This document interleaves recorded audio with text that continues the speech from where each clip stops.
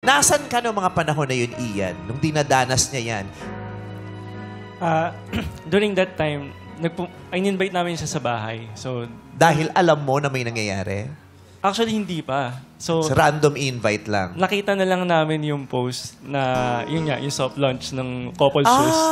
Tapos doon na lang namin tinanong si ate na, ate, ano nangyari? Paa mo ba yan? Yung ganun. Kasi couple shoes eh. Te, paa mo yan? Ganun. Ate, punta ka dito sa bahay, dito tayo mag-usap. So, doon namin nakita na sobrang devastated nga ni ate na tinawag pa ako ng kapatid ko na, Kuya, si ate nakahubad, yakap-yakap yung water closet natin. So, Yakap-yakap yung? water closet. Yung toilet seat. Ang social ng water closet. Oh, tubigan ng flush lang sa amin yan eh. Akala ko lagayan ng damit. Water closet. Akala ko lagayan ng damit. Closet nga, wala ka. Water closet. closet pala tawag doon. Oo. Hindi ba inidoro? Hindi yun. Yung nasa likod ng inidoro yun. Oo. Misa nga wala pang takip yan eh kasi basag na eh. Ganun. Toilet bowl yung inidoro.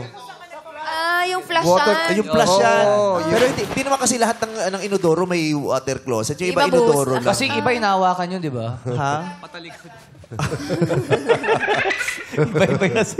O tapos, Yakap-yakap sino yung nakakita sa water kanya? closet. Yung kapatid ko pong babae. May ganun ka. Yung yung tropa mo yung uwak tuwing alas 2 ng madaling araw. Yes po, talagang the best sa mga ganun. Uwak! Ganun ka lang ng ganun sa Tapos, na-bother na kayo. Yeah, doon na namin siya kinausap. Ano ba yung naging problema? Ano yung pinagdadaanan niya? So, doon talaga siya iyak ng iyak. So, ginawa talaga namin na sinuportahan namin siya hanggang mag-heal siya. Actually, up until now, ganun Paano yung ginagawa suporta? namin. Humawak din kayo dun sa water closet? Tinamayan. Nililinis lang nila yung water closet everyday kasi kasi nakakapin na- mamayang gabi. Grabe na eh. Pakilinis Napabayaan yan. na masyado, di ba? Kasi minsan, ang panghidin nun eh. Oo. Anong supportang Oo, binibigay ginawa nyo? ninyo. So, during those 5 years po, lagi namin siyang nilalabas. So, 5 years siyang yung proseso niya ng Moving on. pagbangon. Ganun healing, katagal? yes. 5 years, okay. Oo, hindi lahat months. Yeah.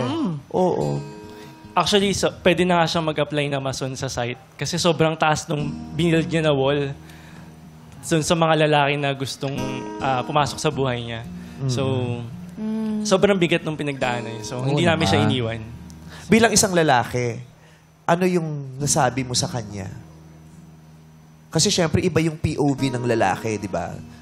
May ganun. Iba yung pananaw ng lalaki, iba yung pananaw ng babae, iba yung pananaw ng bakla tungkol sa mga ganyang pangyayari.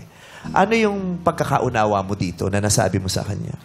Nung mga panahon po na yun, hindi namin magawang magalit agad doon sa lalaki. Kasi unang-una, hindi namin makuha yung side niya. Hindi mo alam ang storya. Yes, hindi namin. So, nag-focus kami dun sa pagtulong kay ate sa pag-heal niya. So, minake sure lang namin na hindi namin siya iiwan.